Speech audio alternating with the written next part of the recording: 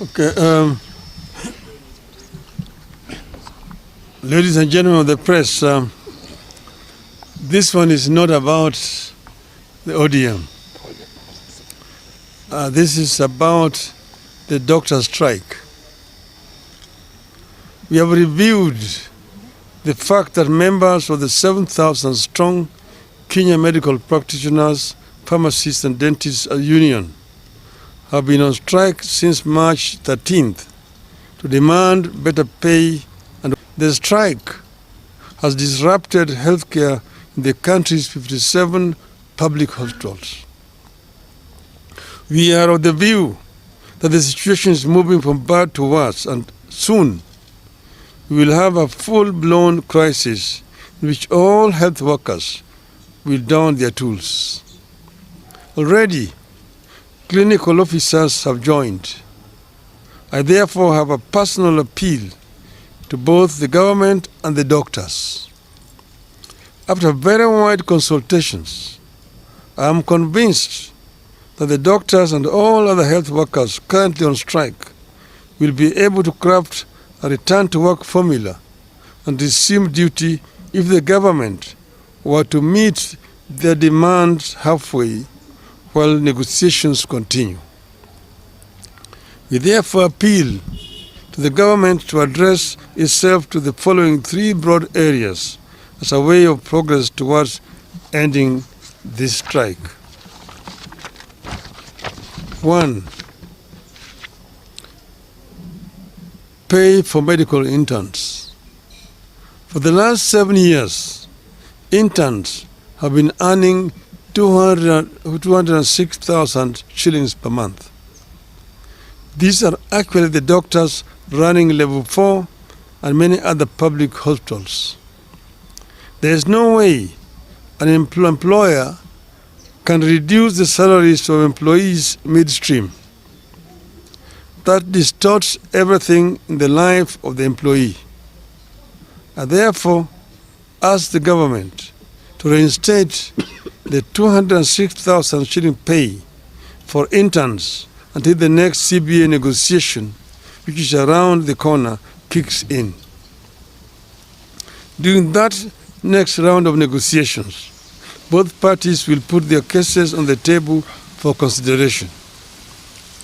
2. Fees and salaries for doctors pursuing further studies.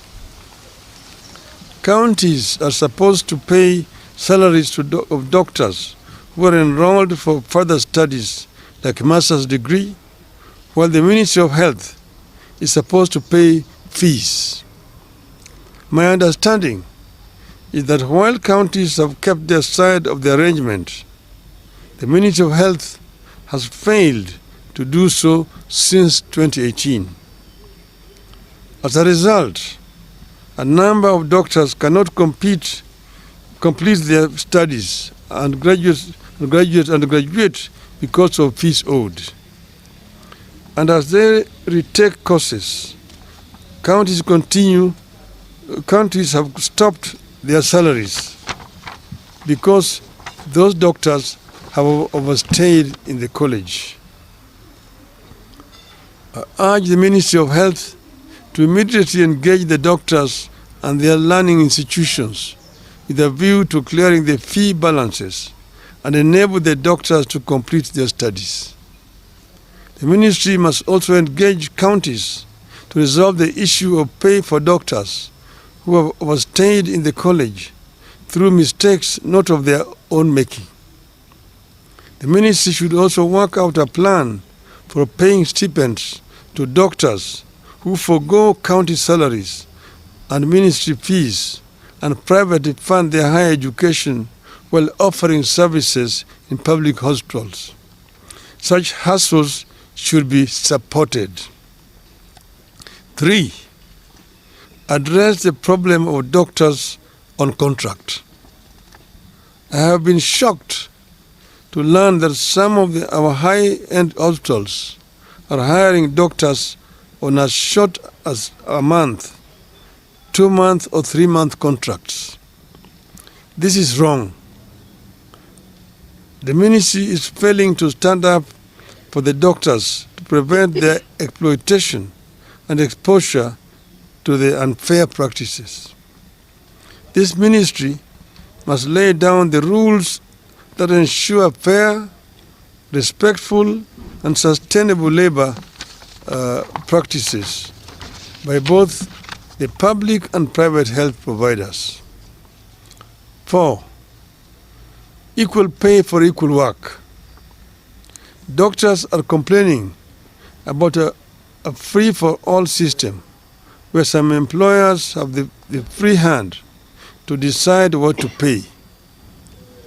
The result has been a very unequal system where doctors hired to do the same job experience huge variation in salaries. The medical profession is too important to be managed so casually. The ministry must intervene for the doctors.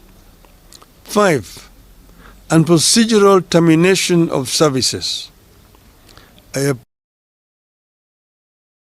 terminated contracts of the doctors for one reason or another to reconsider their actions and engage the doctors. The counties that have done so or are in the process of doing so know themselves. I request them to reconsider their steps. I believe that the above actions, if taken in consultation with the union, will see us avert the crisis that is building up in the health sector and pave ways for less antagonistic engagement.